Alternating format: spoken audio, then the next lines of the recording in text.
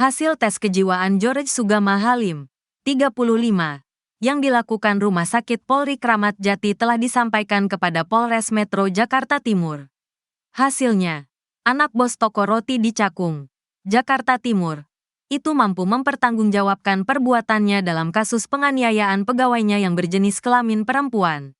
Sudah ada hasil pemeriksaan kejiwaan, kata Kapolres Metro Jakarta Timur Kombes Nicholas Ari Lilipali saat dikonfirmasi oleh Kompas.com pada Rabu, tanggal 8 Januari tahun 2025. Nicholas menegaskan, George dapat diproses hukum untuk mempertanggungjawabkan perbuatannya. Pada intinya adalah tersangka dapat mempertanggungjawabkan perbuatannya secara hukum yang berlaku, ucap Nicholas. Adapun pihak keluarga sebelumnya meyakini bahwa George Sugama Halim memiliki masalah kejiwaan. Masalah itu diyakini jadi hal yang memicu George menganiaya pegawai toko. George dijerat dengan pasal 351 Kitab Undang-Undang Hukum Pidana, KUHP, tentang penganiayaan. Ia terancam hukuman penjara paling lama 5 tahun. Sebelumnya, George Sugama Halim telah menjalani pemeriksaan kejiwaan di Rumah Sakit Polri Kramat Jati. Pemeriksaan kejiwaan George sudah selesai dilaksanakan oleh tim, ujar Kombes Heri Wijatmoko, Kepala Bidang Yandokpol Rumah Sakit Polri Kramat Jati, saat dihubungi Kompas.com pada Selasa, tanggal 7 Januari tahun 2025. Setelah pemeriksaan selesai, RS Polri Kramat Jati menyusun hasil visum et repertum psikiatrikum dan menyerahkannya kepada penyidik Polres Metro Jakarta Timur.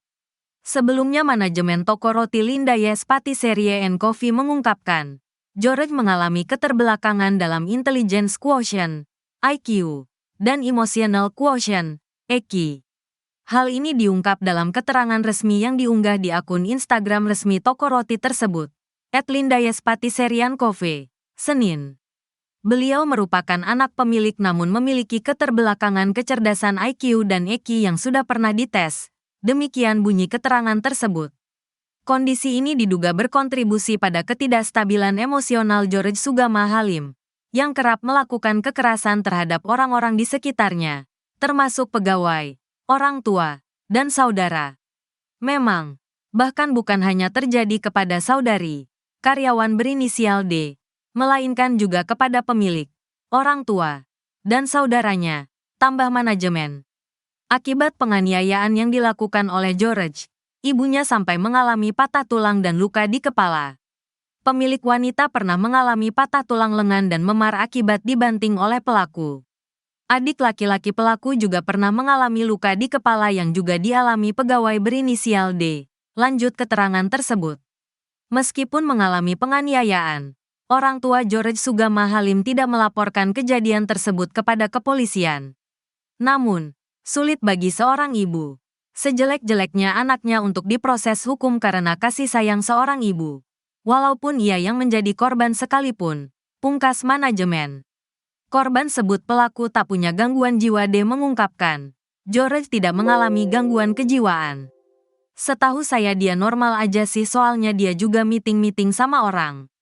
Dia juga kepala toko di Kelapa Gading, kata D di dalam rapat dengar pendapat, RDP.